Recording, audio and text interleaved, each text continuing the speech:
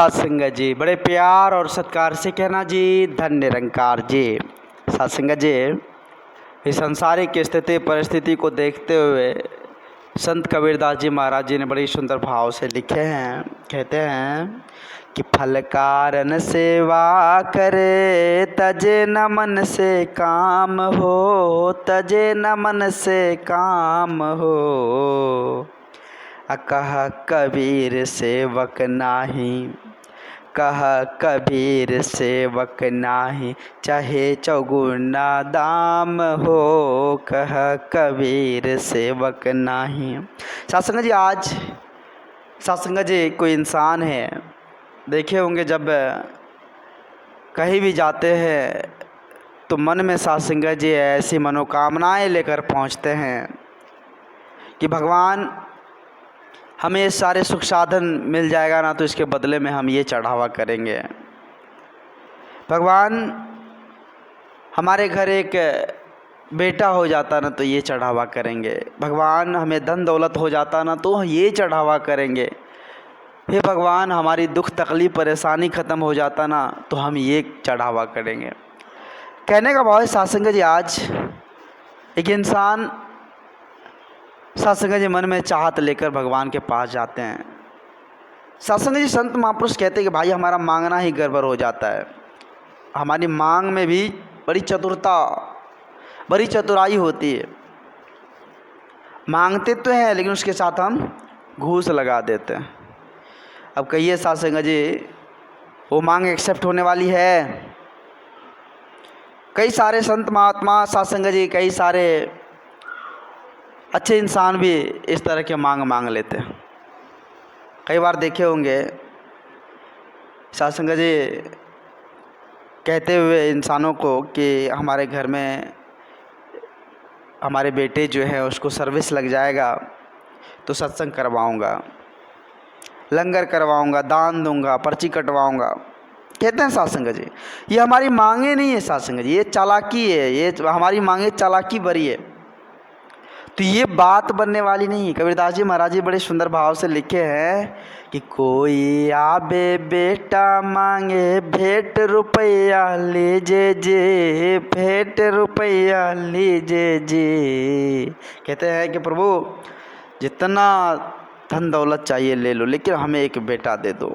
अब कहिए सत्संग जी, हम भगवान को धन दौलत देने वाले कौन होते हैं? हमारी क्या औकात है जो हम भगवान को धन दौलत दे देंगे? जिसने हर कुछ से हमें नवाजा है, हम उसको दे सकते हैं? भगवान भी हंसते होंगे सत्संग जी, यह बात सुनकर भगवान भी हंसते होंगे। फिर कहते हैं कि कोई आवे दुख का मारा, कोई आते हैं दुख का मारा कि भगवान हमारे पास ये परेशानी है।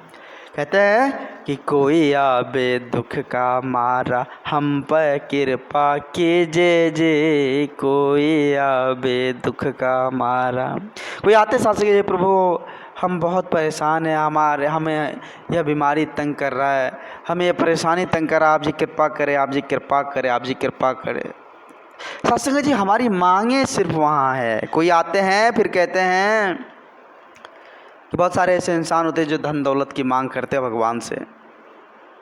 सत्संग जी फिर यह कारनामे को देखते हुए कबीरदास जी महाराज जी ने बड़ी सुंदर भाव से लिखे कि सच का कोई गाहक नाही, झूठे जगत पते जे जे, झूठे जगत पसी जे जे।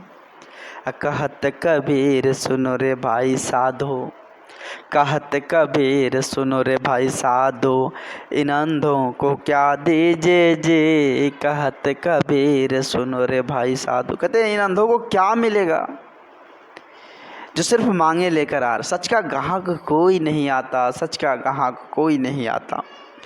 कैसे बात बनेगी सत्संग जी? जब तक सत्संग जी सच का ग्राहक नहीं बनेंगे, बात बनने वाली है? बात नहीं बनेगी सत्संग जी, बात नहीं बनेगी। हम आशा लेकर जाते हैं, हम इच्छा लेकर जाते हैं, हम मनोकामना करते हैं, फल के कारण सेवा करते हैं, चाहते हैं इनसे भी ज़्यादा मिल जाए, तो बात बनने वाली नहीं है सत्संग जी, बात बनने वाली नहीं है। बात तभी बनेगी सत्संग जी बात तभी बनेगी जब सुख दुख दोनों एक सम जाने, चाहे लाभ हो या हानि।